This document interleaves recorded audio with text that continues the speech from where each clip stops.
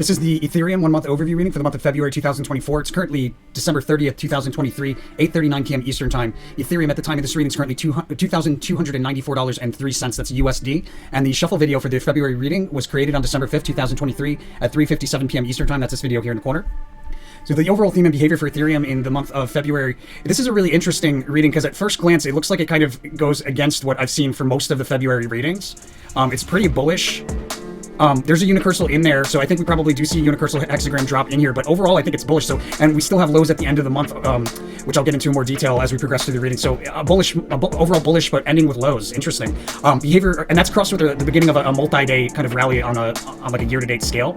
So a rally along a diagonal trend line, breaking through horizontal resistance, meeting secondary resistance, and then pulling back to somewhere between those two price levels, combined with the start of a rally, and there's a unicursal hexagram drop in there, at least one.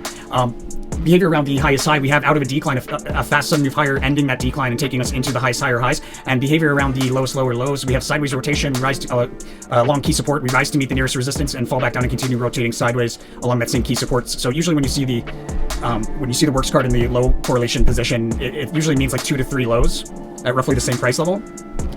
Before we go any further, I want to make sure everybody's aware the whole purpose of the channel is to transmute some of the competitive energy of the stock market into goodwill. We do that by following the rule of karma for the channel. That's the unwritten agreement between the universe and anybody utilizing this information to profit. The universe is fine with that. You can profit all you want, as long as you make sure that you're following through on helping other people as well. As long as you're simultaneously helping other people, you're good to go. And you do that by following the rule of karma, which is 5% of the profits should be donated forward to one of these charities, or you can pick a charity of your own. Just make sure you send 5% of the profits forward. 5% of the profits should go back to the channel here at one of these links. If you're international, you can use the tipping service on YouTube, or you can use Wise. Wise works well, and then that leaves you at 90%. Make sure to spend that 90% out of love. As long as you follow those rules, you follow the rule of karma for the channel, the universe considers you an angel investor. It's going to send it back to you tenfold for following through.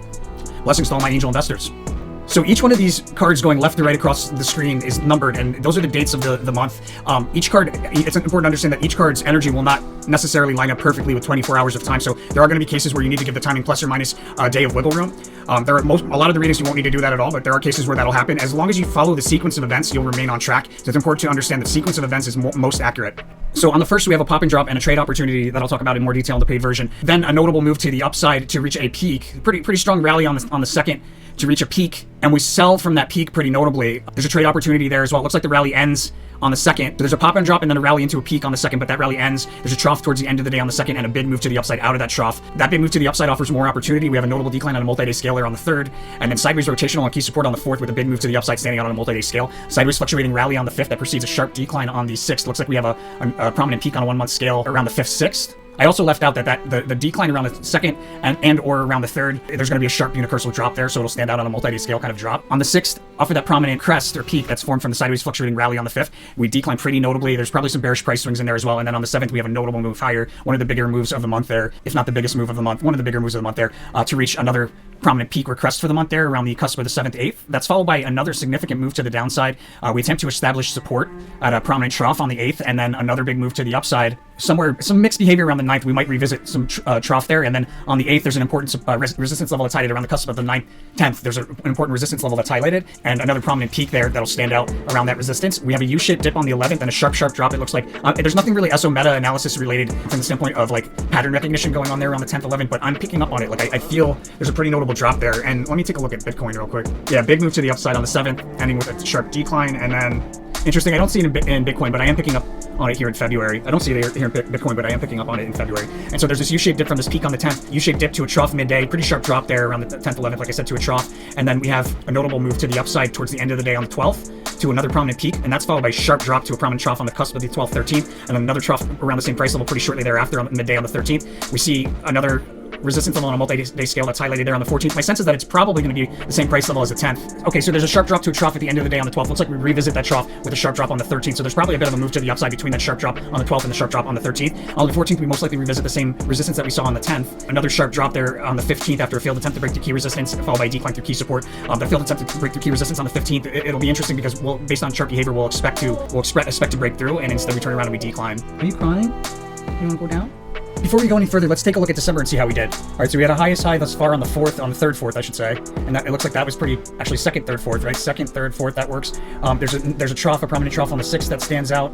We had it as a lowest low, it was just a prominent trough. Looks like the lowest low is there. But with that said, if you cut out that piece, we pretty much nailed the lowest lows. It's just kind of like sometimes on the edges, give it a little gray area. So trough there on the 6th.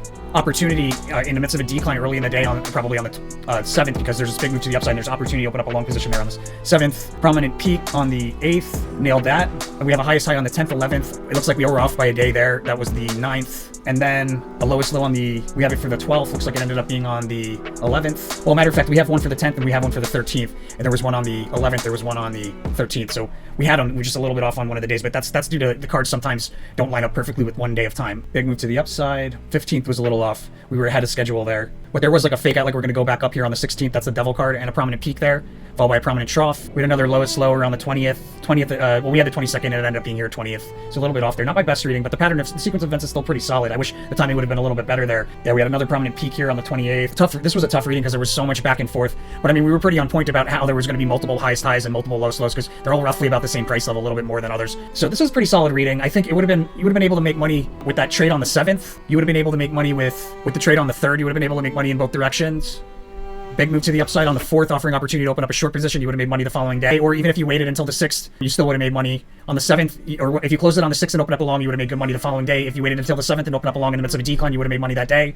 On the 17th, we revisit a trough at a support level that was recently a past opportunity, right? Boom. It was a support level that was recently a past opportunity. Then we go lower. That's the universe card there. That's a pretty sharp drop on the 18th. Yeah, pretty solid reading, guys. Not my best work, but still a lot of the trades you would have made money with. If you're interested in the paid version, guys, it's a really great way to support the channel. I know the names of everybody that supports the channel with one of the monthly subscriptions because they're really the core foundation of support for the channel. Without people, like the people with the paid monthlies, I wouldn't have any peace of mind because I'd never know how much was coming through the following month. I wouldn't be able to project from a business standpoint. It's really important too. So the monthly subscription is really a great way to support the channel. What you get in the paid version is not just like where the trade locations are, but what trades to avoid, what to look for as far as one-day chart behavior for entry and exit points for the timing of those trades. And then we talk about trades on a multi-month kind of standpoint as well, if relevant. We talk about trades on a multi-year standpoint as well, if relevant. We get into trade any price level information that we're able to extrapolate. And we also talk about the cross-reading congruencies and how the February reading fits into the bigger picture. Not to mention the overall performance of Ethereum versus Bitcoin throughout the same period of February 2024. All of that in the paid version. You get the paid version here on our website, Tarot for Traders. Hover over our services, click on SO Meta Posts, scroll down to monthly subscription, click here to order, and you're subscribing to Ethereum. In this case, if you're interested in the paid version of any of these crypto or ticker symbols,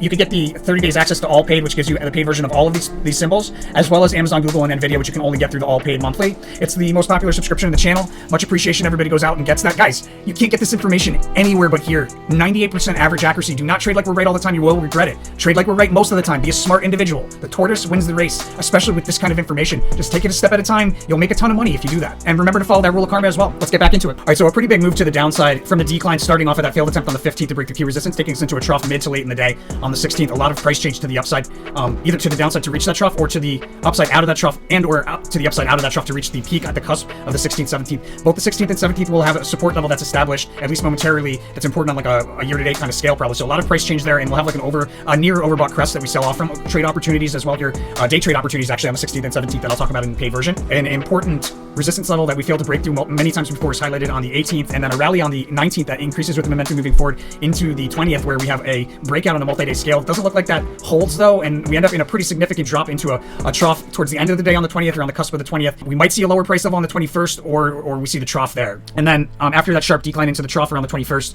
we have this period of volatility and a sharp drop that stands up in that period of volatility on the 22nd. A notable reversal on the 23rd, taking us to a prominent peak or crest here on the cusp of the 23rd, 24th, an unexpected move higher on the 24th, and an opportunity to day trade there. On the 25th, we have a mixed day back and forth through the same price level multiple times. A trade opportunity midday at a peak, and then a significant trough at the cusp of the 25th, 26th, but a big move to the upside out of that trough to a peak mid to late in the day on the 26th. We declined through multiple support levels off of that peak there into sideways rotation on the 27th, along key support on a multi-day scale. A day trade opportunity on the 28th with a lot of price change there on the 28th. Like a really opportune trade opportunity that'll stand out as like really significant amongst the other trade opportunities within the month of February there on the 28th. I'll really get into that in more detail in the paid version. It looks like it's mixed. We go from a peak down to a trough, and then we revisit another peak. So there's pretty mixed behavior in there on the 28th, and we should see a prominent peak stand out. And then the following day, really significant trough on the 29th when we rotate sideways along key support after a sharp drop that stands out in that sideways rotation. And that'll be revisiting a support level that was a recent past opportunity, maybe around the 25th, 26th, or maybe the 20th, 21st. The sneak preview for March, there's an overbought crest or peak that we sell off from through multiple support levels. And as far as the highest highs and the lowest lows, so I think we have a lowest low thus far here. We have, well, this is a high probable location of a lowest low here around the 2nd, 3rd. And then we have a highest high thus far around the 6th, 7th, the same highest high or a higher one here around the 9th, 10th. and in between them is a pretty significant drop to another low. It's either the same low or lower price level as we had here on the 2nd, 3rd. We might even see it twice here between like the 7th and the 9th, but there's very clearly two peaks here between the 7th and the 10th. And then another significant drop. This could be another lowest low here. Like I said, it's sideways rotational on key support at the low, so we'll probably see it multiple times. It's either the same price level or a lower one, and it takes place after a sharp drop.